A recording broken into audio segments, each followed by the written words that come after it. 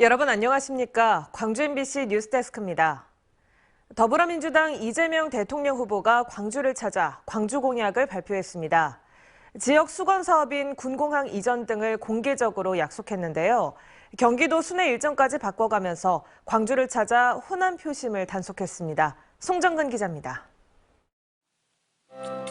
이재명 더불어민주당 대통령 후보가 광주를 찾았습니다. 설 연휴를 코앞에 둔 시점에서 경기도를 순회하기로 한 당초 계획을 급히 틀어 집토끼 챙기기에 나섰습니다.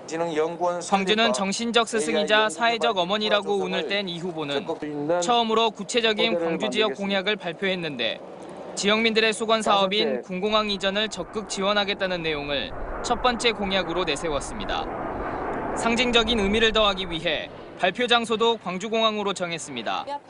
이 후보는 국가가 주도해 국가 책임하에 빠른 시기 안에 이전한 뒤 4차 산업혁명 기술이 실증되는 스마트시티 조성 사업을 지원하겠다고 강조했습니다. 국가가 주도해서 국가의 책임하에 빠른 시간 내에 군공항 이전 사업을 완수하겠다 이 말씀을 드리겠습니다. 문재인 정부가 공약으로 내걸었던 5.18 정신 헌법 명문화도 다시 공약으로 나왔습니다. 이 후보는 윤석열 국민의힘 후보도 5.18 정신 헌법 명문화에 찬성하는 것으로 안다며 이견이 없기 때문에 빠르게 합의가 가능할 것이라고 말했습니다. 5.18 민주화운동 정신을 헌법 정문에 담아서 누구도 훼손하거나 부정할 수 없는 대한민국의 위대한 역사로 자리매김하겠습니다. 또 AI 특화도시, 스타트업 밸리 구축 등 지역 수건 사업 위주의 7가지 광주 공약을 발표했습니다. 이 밖에도 철도, 공항, 항만을 잇는 광주 전남 트라이포트 추진 등 광주 전남 3대 공동 공약도 발표했습니다. MBC 뉴스 송정근입니다. 대선 여론 향배의 분수령이 될 설 연휴를 앞두고 여야가 호남 민심 잡기에 총력전을 펼치고 있습니다. 더불어민주당 이재명 후보는 단단한 원팀 행보를 과시했고 국민의힘은 윤석열 후보의 손편지로 호남의 마음을 잡겠다며 맞불을 놓고 있습니다. 한신구 기자의 보도입니다. 이재명 더불어민주당 대선 후보가 이낙연 전 대표와 함께 광주 무대에 또 섰습니다. 지난 5일에 이어서 올 들어 벌써 두 번째. 단단한 원팀 행보로 흔들리는 민심을 잡고 설 명절 확 끌어올린 호남 지지를 바탕으로 이재명 바람을 수도권으로 확산하겠다는 포석으로 읽힙니다. 광주의 개혁 정신이 가리키는 방향으로 모두가 힘을 합쳐서 한 길로 힘있게 나아가서 반드시 이길 거지요. 이 후보는 이에 앞서 광주 아파트 붕괴 사고 현장을 찾아 실종자 가족들을 위로했고 말바우 시장을 찾는 등 하루 종일 호남 유권자의 마음을 잡는 데 주력했습니다. 특히 호남 표심이 예전만 못하다는 평가에 대해서는 지금의 여론조사는 최종 득표율과는 다를 거라며 호남이 4기 민주정부 창출을 위해서 전폭적인 지지를 보내줄 거라고 자신했습니다. 정의당은 중대재해처벌법 시행 첫날 광주에서 잇따른 대형 사고를 일으킨 현대산업개발의 퇴출과 중대재해처벌법 강화를 촉구하며 진보색이 강한 지역 민심에 호소했습니다. 현대산업개발에 대한 영구 퇴출, 등록 말소 조치를 정부가 속히 실행할 것을 요구하면서 안철수 국민의당 후보 아내 김미경 씨는 오미크론 변이의 확산으로 국적인은 선별진료소를 찾아서 봉사활동을 하는 등 조용한 내조 행보를 이어갔습니다.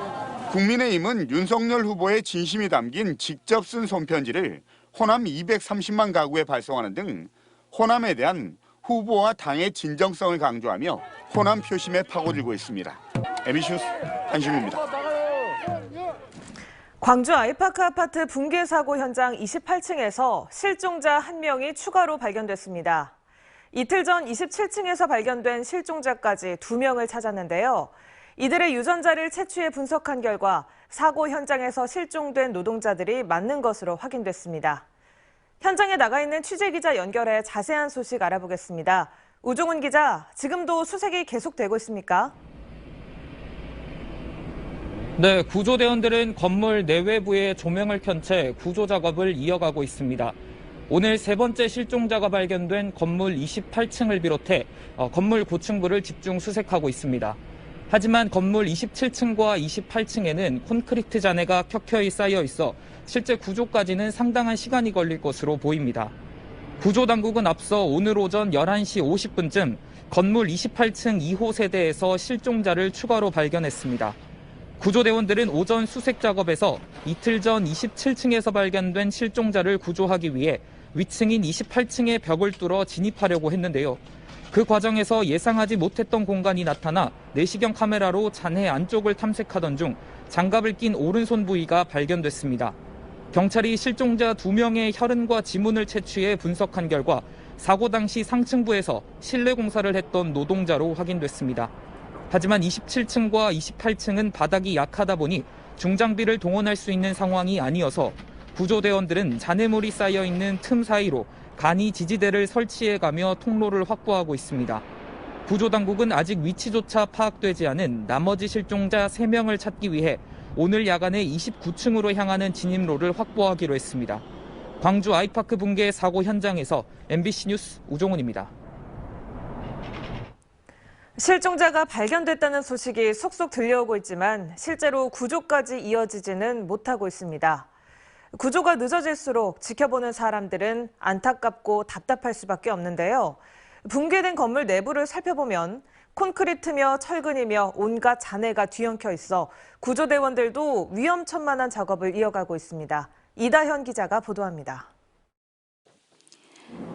세 번째 실종자가 발견된 붕괴 건물 28층 2호 세대. 천장이 주저앉아 제대로 서 있을 수조차 없습니다.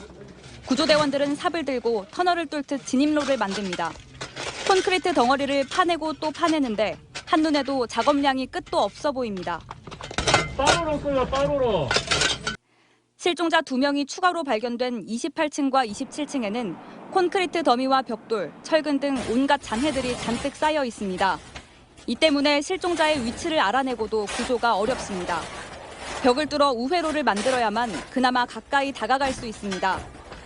게다가 한 발 잘못 내디디면 낭떠러지에 일부 층은 바닥도 갈라져 있어 구조대원들은 로프로 몸을 묶고 작업을 합니다. 중장비라도 투입하면 작업 속도가 붙겠지만 추가 붕괴 위험 때문에 구조대원들이 일일이 수작업을 해야 합니다. 기어가기도 하고 벽을 깨뜨리기도 하고 27층하고 28층은 지반이 약해서 중장비를 동원할 수, 초용의 중장비를 동원할 수 있는 상황은 아닙니다. 실종자 가족들의 안타까운 심정을 떠올리면 하루 1시간이 다급해 매일 200명 넘는 구조대원이 하루 24시간 밤낮 없이 작업하고 있습니다. 하지만 구조대원들의 안전도 중요한 만큼 구조의 속도를 내는 데 한계가 있습니다. 중앙사고수습본부는 붕괴 건물에 지지대를 설치해 안전을 보강하고 추후 전문가들에게 자문을 구해 중장비 투입이 가능할지 검토할 계획입니다. MBC 뉴스 이다현입니다. 광주 현대 아이파크 붕괴 사고 현장에서 사고 난 건물 아닌 다른 아파트 동도 일부 위험하다는 지적이 제기됐습니다. 국토교통부 건설사고조사위원회는 붕괴 사고가 발생한 201동의 건너편에 위치한 203동을 살펴본 결과 39층 바닥 데크 플레이트가 처져 있는 것을 확인해 시공사인 현대산업개발 측에 안전조치를 요청했습니다. 이에 대해 현대산업개발 측은 처짐 현상이 발생한 지점에 대한 원인 분석 등 정밀한 조사를 하고 있다면서 안전 보강 조치를 취하면 붕괴 위험은 없을 것으로 판단한다고 밝혔습니다. 오미크론 변이가 확산하면서 광주에서 첫 400명대 확진자가 발생했습니다. 광주 방역당국에 따르면 요양병원과 콜센터발 연쇄 감염이 이어지고 감염 경로가 확인되지 않은 확진자가 쏟아지면서 오늘 오후 6시 기준 419명이 코로나19 확진 판정을 받았습니다.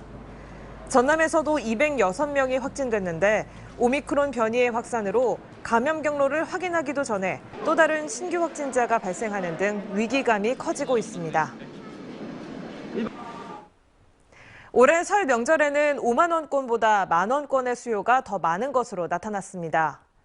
한국은행 광주 전남본부에 따르면 올해 설 전 열흘 동안의 만 원권 발행액은 2,370억 원으로 지난해 같은 기간보다 비율로는 20%, 액수로는 410억 원 이상 더 발행됐습니다. 반면에 5만 원권의 발행액은 지난해보다 140억 원이 줄어든 3,630억 원에 그쳤습니다.